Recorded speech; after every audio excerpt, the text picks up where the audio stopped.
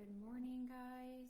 I'm just waiting for the video to make sure that we're started before I dive in here. Okay, we're now live. Awesome. All right, well, good morning, everybody. Happy day 2 of our 5-day nutrition reset. I'm not sure if you can see me or not, or if you're seeing this graphic that we're going to talk about here, but I can only see screen sharing once, and I want to be able to show you this here in a little bit. So if you can't see me, just know I'm here, and I'm looking wonderful today, right? Who knows? I could be anywhere. Okay, so today we're going to talk all about nutrition. So as a dietitian, this becomes the core of all of the services that I offer, from one-on-one consults to my 12-week program.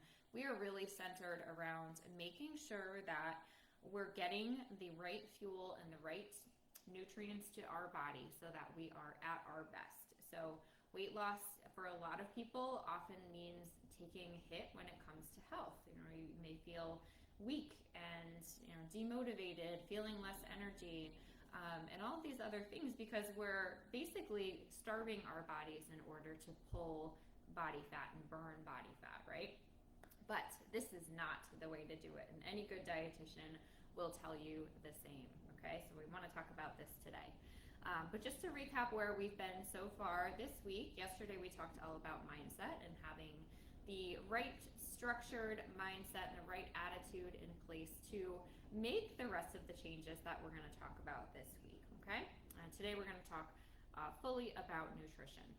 So I want to share with you something that I see happening way too often, and I see it with people that I'm working with, people that I'm not working with. And so, even if we don't work together in this, and you're really just here for the 5 days, that's totally fine. But what I want you to leave with is knowing a few things that you need to be avoiding in this process as well.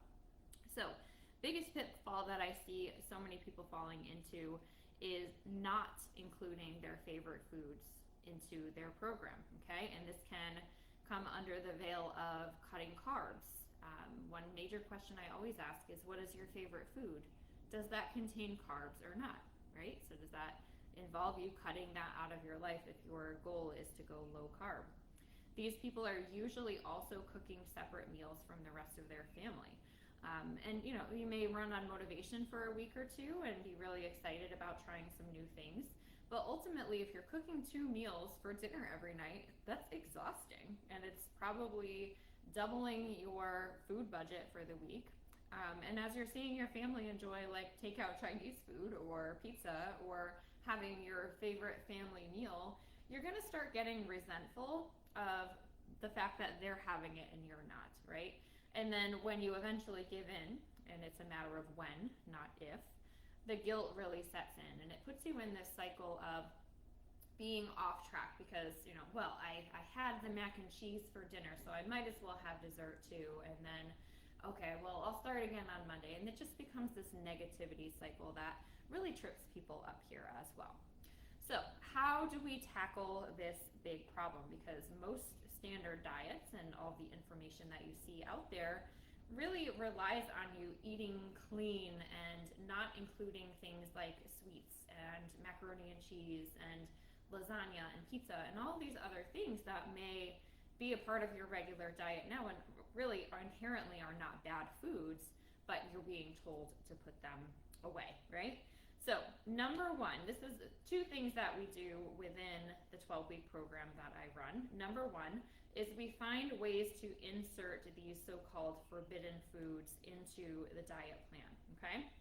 And one of the ways we do that is by creating some boundaries and some conditions around them. And those words can feel a little bit negative in here, but let's give you an example. So clients who love ice cream, I love ice cream as well. So certainly not something that we are cutting out. We're going to find a smart way to fit it in. So one condition you could set for yourself is saying, okay, I'm going to get ice cream over the summer, but I'm going to go out for ice cream just once a week, okay? And if I'm craving something cold and sweet, I could do like a fruit popsicle or a smoothie popsicle or something instead, okay? So those are ways to still include the things that you're liking, so you're not missing out on them. And it actually helps to make that more special too. So, I have clients in the past who has said, oh yeah, we go out for ice cream every night after dinner. Okay, well that's great, but none of those instances become special at that point. You probably don't even really remember those outings necessarily because they're happening so frequently. So if you save that one thing and really make it a special treat, allow yourself to have it, allow yourself not to feel guilty about it, then it just makes it that much more special and that much more meaningful. And as you're seeing yourself losing weight under these conditions, it's going to remove that guilt even more, which is so important, right?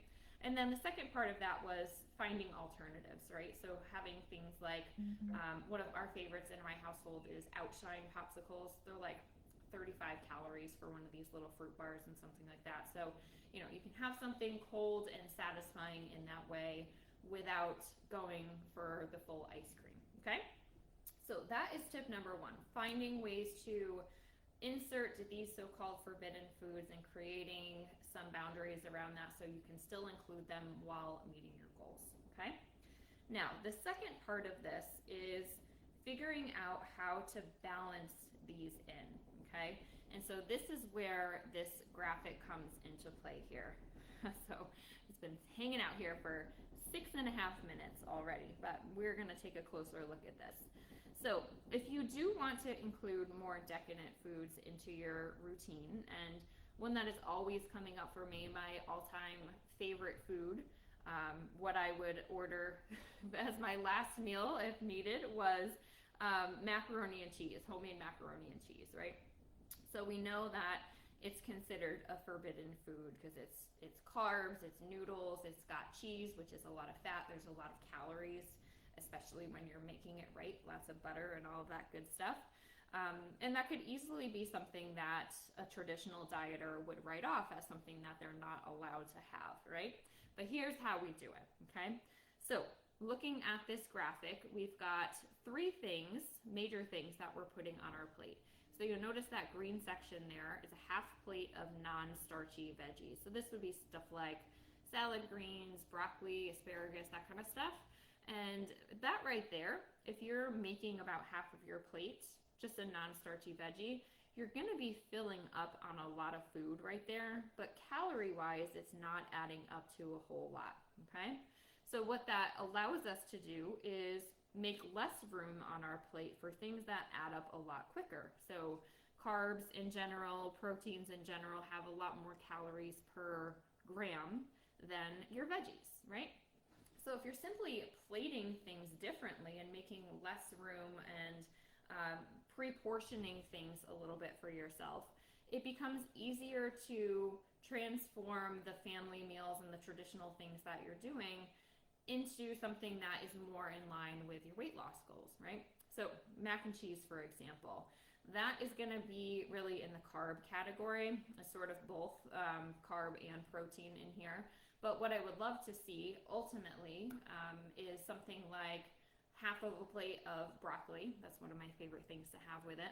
We're gonna put maybe some chicken breast in the protein category. So that's gonna be a little bit leaner. You can really fill up on the protein without overdoing it calorie-wise. And then leave a little space, a quarter of a plate, for the serving of mac and cheese that you're gonna have, okay?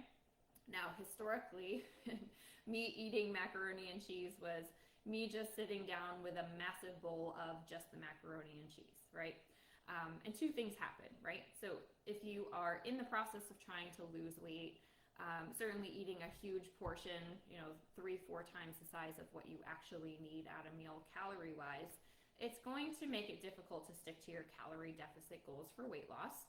Or if you're just maintaining, it may put you in a situation where you actually gain a little bit of weight, especially if you're eating like that often, okay? So what this does, the other thing too, is after eating that, guess how you feel, right?